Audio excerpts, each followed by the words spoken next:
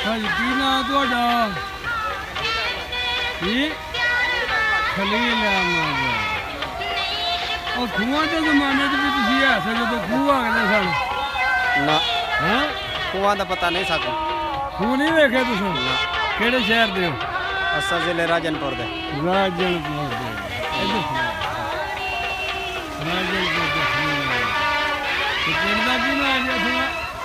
ਮੌਜ਼ਾ ਬੁੱਲੇ ਵਾਲਾ। ਬੁੱਲੇ ਵਾਲਾ।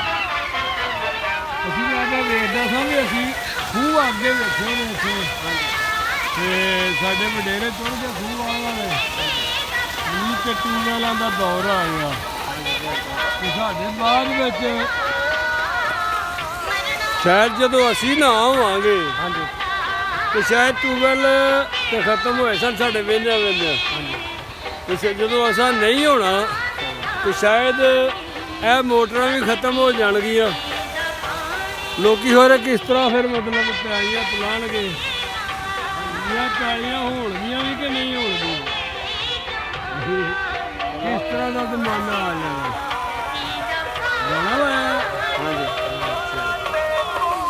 ਚਲੋ ਜੀ ਅੱਲਾ ਰਾਖਾ ਜੀ, ਅੱਲਾ ਨਿਗਹਬਾਨ। ਸਬਸਕ੍ਰਾइब ਤੇ ਲਾइक कर दो, कमेंट्स कर दो, मेहरबानी। अस्सलाम वालेकुम।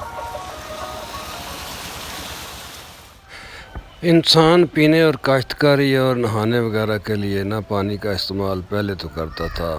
कुएं का सिस्टम बहुत कदीम है, कुएं के ज़रिए करता था। हम खुद गादी पर बैठकर बैल जोत कर कुआं चलाते रहे हैं और काश्तकारी में अपने बड़ों का हाथ बिठाते रहे हैं।